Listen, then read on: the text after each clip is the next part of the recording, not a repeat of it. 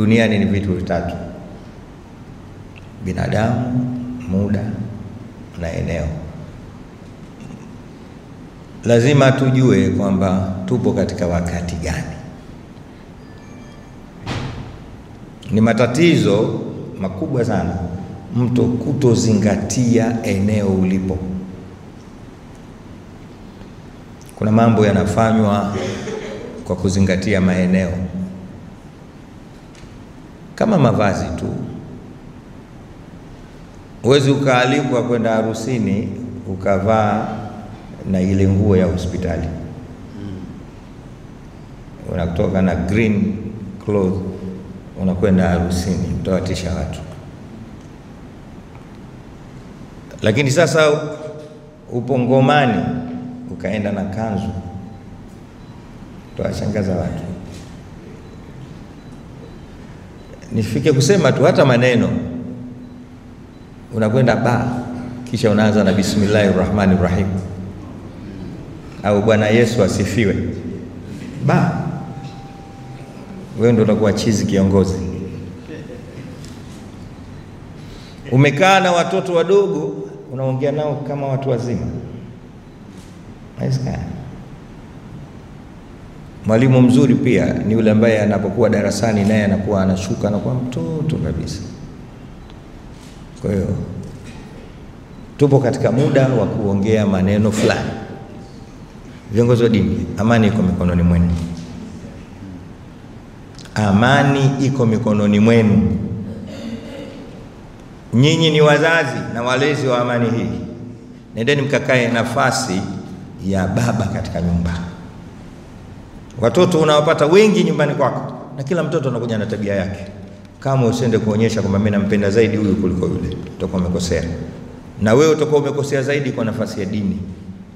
Kwa sababu likianza vurugu, tumemsikia Kipozeo 94 ile, yeye anasema aliishi kule. Mimi nilikuwa nakwenda na kurudi wakati ule nilikuwa nafanya kazi katika ile taasisi ya Relief Organization, na alinipa kazi hiyo Sheikh Twalib wakati ule uko pale mtaa wa Uhuru. Anakumbuka vizuri.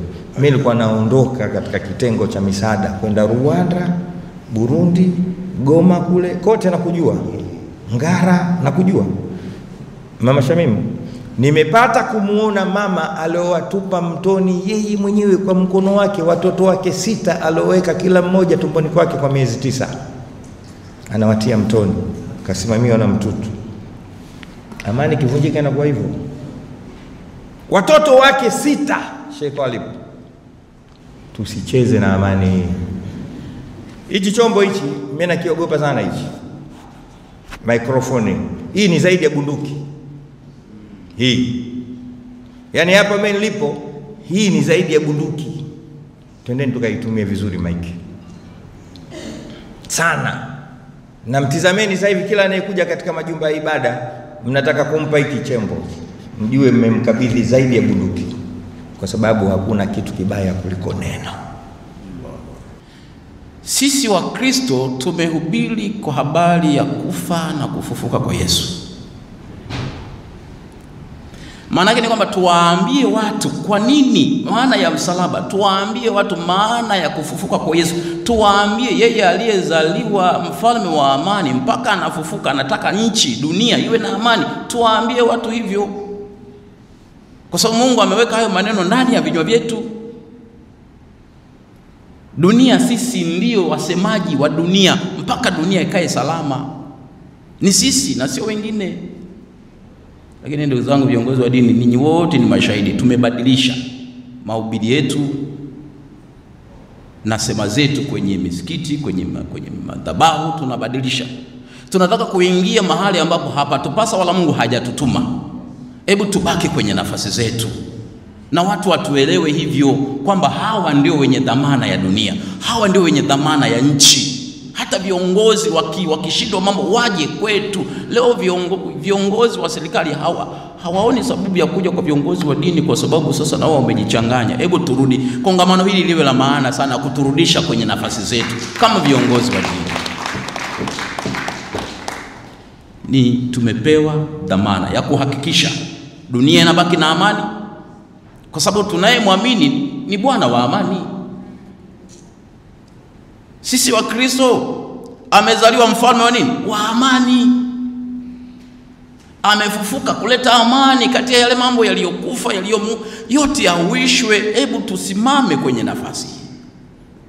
Tunapoelekea kwenye uchaguzi, dhamana ya Tanzania iko mikononi mwa viongozi wa dini, na sisi turoketi hapa kama wajumbe wa nani? Wa Bwana wa majeshi.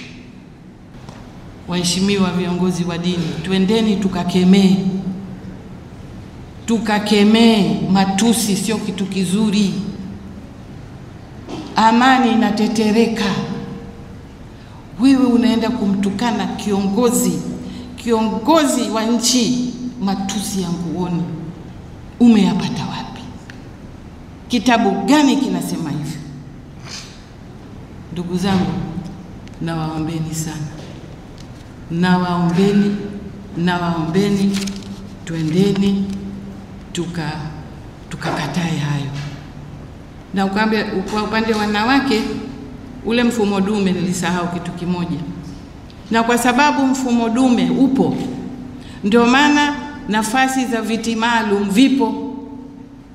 Si kwamba wanawake hawajitokezi, wanajitokeza, lakini bado ile acceptance bado. Kwa hiyo nawaombeni viti maalum. Kulikuwa na mjadala viti maalum viondoke. Mimi nasema visiondoke, visifutwe, kwa sababu bado jamii yetu haijatutambua.